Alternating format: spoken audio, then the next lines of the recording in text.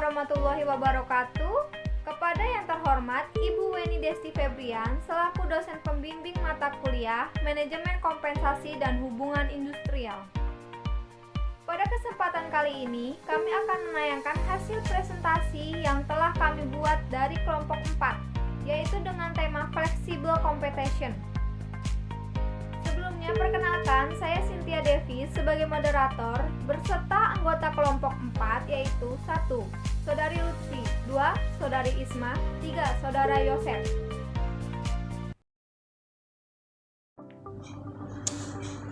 Baik, Assalamualaikum warahmatullahi wabarakatuh. Saya Lutfi Asma Fauji. Di sini saya akan menyampaikan materi kelompok 4, yaitu tentang Flexible Compensation atau Cafeteria Compensation. Flexible compensation yaitu mengizinkan pekerja untuk memilih dari beberapa alternatif benefit yang ada. Karyawan biasa ditawari benefit dasar dan benefit pilihan. Benefit dasar misalnya tunjangan kesehatan seadanya, asuransi jiwa setara, gaji 1 tahun, dan waktu libur berdasarkan lama pelayanan. Nantinya karyawan bisa menggunakan kredit fleksibelnya untuk tunjangan kesehatan lengkap termasuk mata dan gigi dan hari libur yang lebih panjang. Jenis-jenis benefit yang diberikan oleh perusahaan bisa menjadi salah satu faktor seorang kandidat menerima atau malah menolak tawaran pekerjaan dari perusahaan.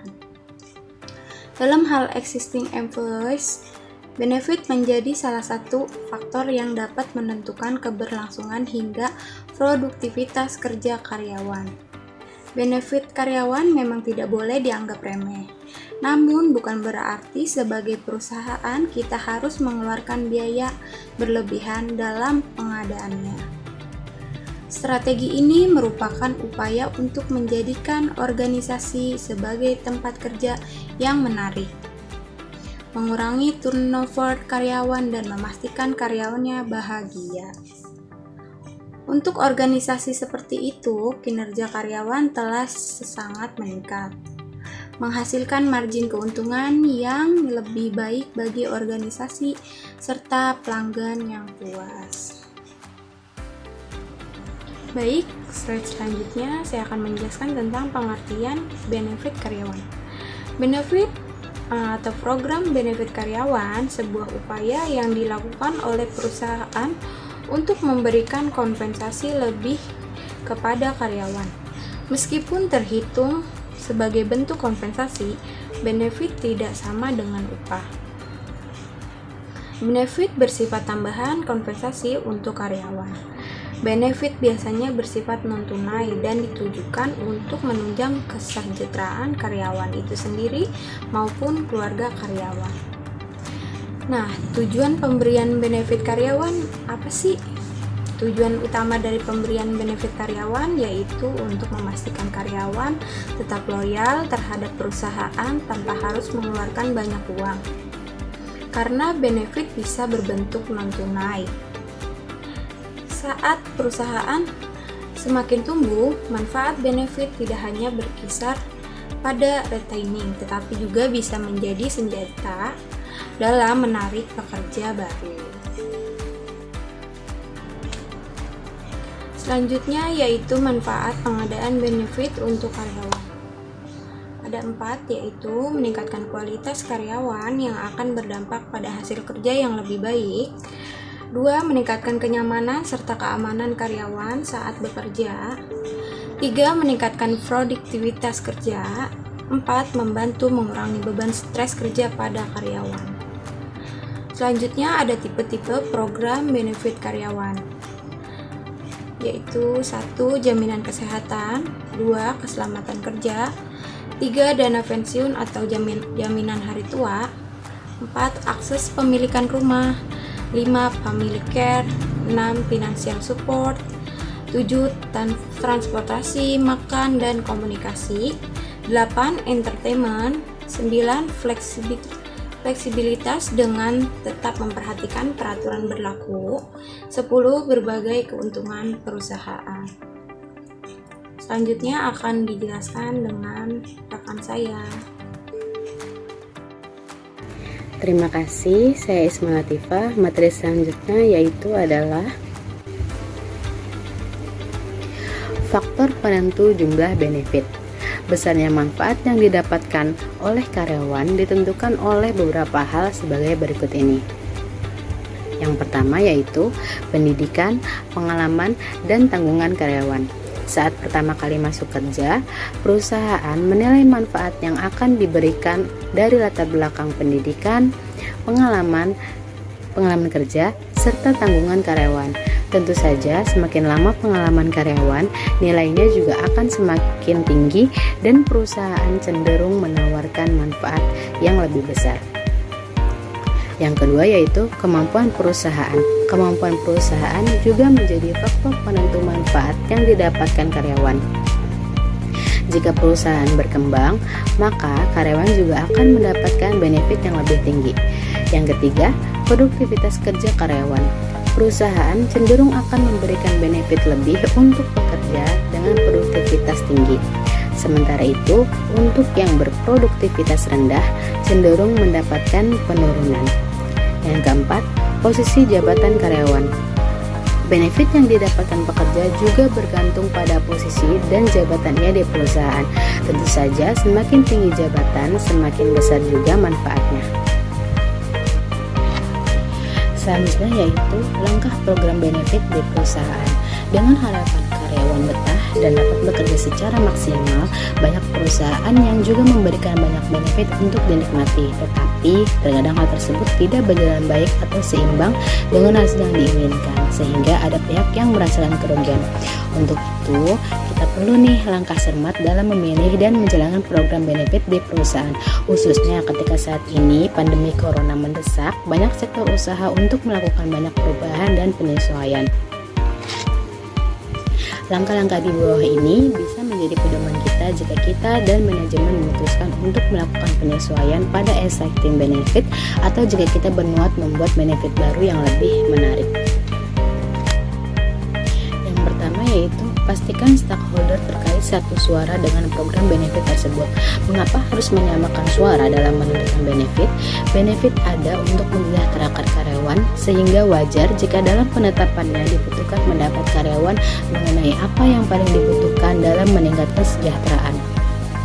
Luangkan waktu untuk mendapatkan dukungan dari setiap tingkat organisasi, termasuk menetapkan tujuan, mengembangkan garis waktu, dan menetapkan metrik kesuksesan. Yang kedua, konfirmasikan detailnya dengan konsultan.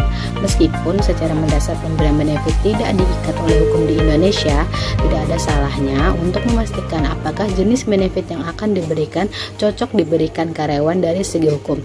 Jika sebagai HRD kita tidak yakin dengan cara yang akan kita ambil, tidak ada salahnya untuk menghubungi konsultan produk terkait atau konsultan khusus penyedia paket kompensasi dan benefit. Yang ketiga, selaraskan dengan kebijakan perusahaan yang sudah ada. Terkadang benefit baru dapat mempengaruhi benefit atau kebijakan lain yang sudah ada. Itu tidak berarti buruk, tetapi organisasi perlu waspada. Ada kemungkinan bahwa kebijakan dan prosedur organisasi lain memerlukan sedikit pembaruan pada saat yang bersamaan. Yang keempat yaitu jangan lupa komunikasikan ke semua orang. Saat benefit yang direncanakan sudah siap diimplementasikan, beritahukan ke seluruh pihak terkait, khususnya penerima benefit.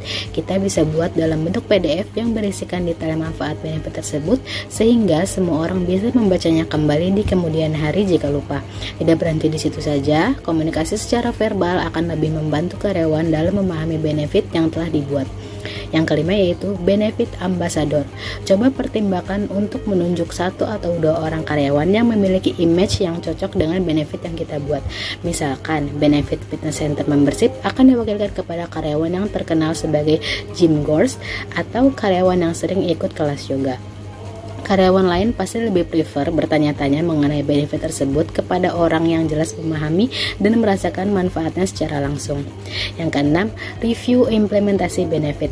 Lakukan tanya jawab pasca implementasi. Setelah manfaat diterapkan sepenuhnya, jangan lupa untuk melakukan pengarahan singkat. Tidak harus panjang atau rumit.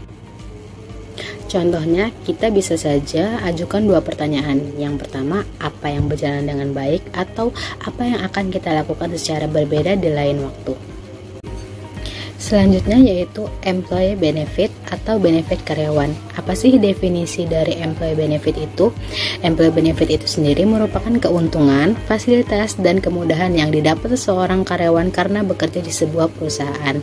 Tidak hanya soal gaji bulanan, bonus tahunan, dan tunjangan hari raya saja, ada banyak komponen benefit yang disesuaikan dengan tujuan bisnis perusahaan dan kebutuhan karyawannya. Mengapa sih employee benefit itu penting?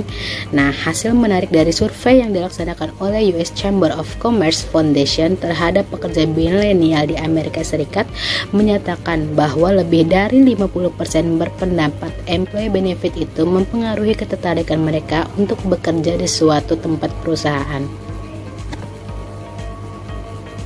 Selain itu, 60% dari responden tersebut menyatakan bahwa employee benefit adalah alasan penting yang membuat mereka bertahan tetap bekerja di suatu perusahaan. Terima kasih. Selanjutnya yaitu manfaat pemberian employee benefit bagi perusahaan. Ada beberapa manfaat pemberian employee benefit bagi perusahaan yang bisa dipertimbangkan. Apa saja? Yang pertama, daya pikat bagi pegawai berbakat. Jika kita ingin merekrut karyawan berbakat dan terbaik, menyiapkan penawaran benefit employee yang menarik bisa menjadi gerbangnya. Studi yang dilakukan oleh Denver Post menemukan bahwa 50% bisnis dengan jumlah karyawan kurang dari 50 orang menawarkan tunjangan perawatan kesehatan dan 96% bisnis dengan jumlah karyawan 100 orang menawarkan hal yang sama. Studi tersebut memperlihatkan bahwa untuk bersaing dalam dunia rekrutasi, perusahaan hari ini harus bisa menyiapkan lipstik penarik bagi para calon pegawai. Karena bagi banyak pekerja, employee benefit menjadi salah satu faktor penentu dalam memilih tempat bekerja. Yang kedua, meningkatkan loyalitas pegawai. Bagi karyawan, benefit dari perusahaan dapat meringankan beban yang harus dikeluarkan dari penghasilan mereka. Pemberian benefit ini akan membantu karyawan kita merasa bahwa kita peduli dengan kebutuhan pribadi mereka.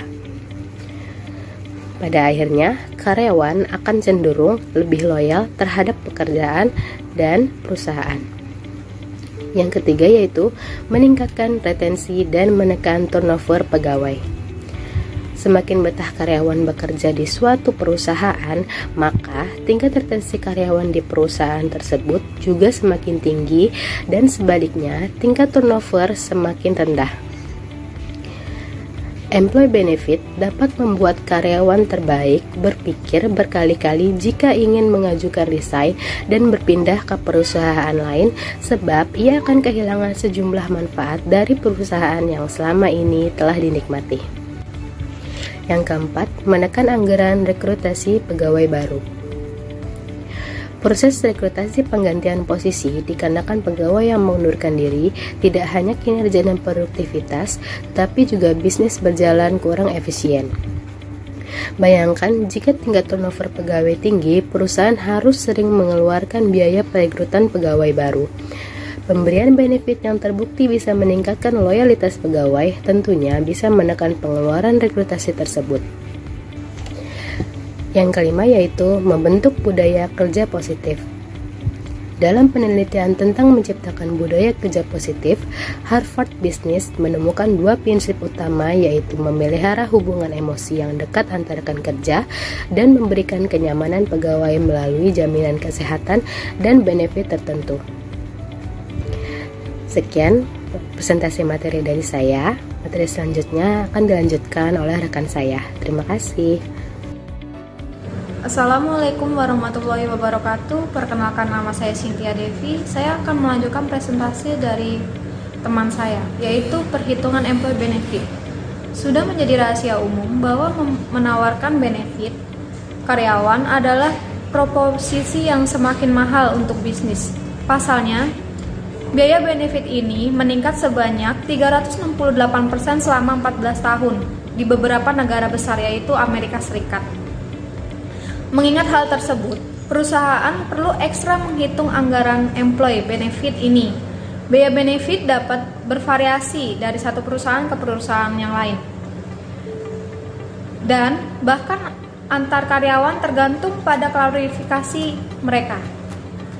Berikut contoh komponen benefit, yaitu asuransi kesehatan gigi, asuransi jiwa, dana asuransi, dana pensiun, asuransi kendaraan, dan kematian. Terakhir, bonus. Desain employee benefit yang kompetitif dan menarik. 1. Identifikasi tujuan dan anggaran perusahaan, yaitu tujuan yang jelas akan memberikan panduan menyeluruh dalam menetapkan pemilihan dan desain program benefit. 2. Perhatikan hukum terkait employee benefit, yaitu perusahaan juga perlu mempertimbangkan syarat hukum terkait penawaran benefit. 3. Lakukan need assessment, yaitu need assessment atau analisis kebutuhan harus dilakukan untuk menentukan pemilihan dan desain tunjangan terbaik berdasarkan kebutuhan dan keinginan karyawan. 4. Formulasikan dengan cermat. Dengan menggunakan data need assessment, perusahaan dapat mulai merumuskan benefit dalam urutan prioritas. 5. Komunikasi efektif dengan karyawan. Sebagus apapun desain employee benefit yang dirancang, hanya akan menjadi hal yang sia-sia jika tidak dikomunikasikan dengan terbuka terhadap karyawan. Yang selanjutnya, saya akan mempresentasikan pentingnya employee benefit program yang fleksibel bagi karyawan. Yang pertama, karyawan dapat merasakan partisipasi langsung dalam memilih benefit yang paling cocok dengan kebutuhan individual mereka.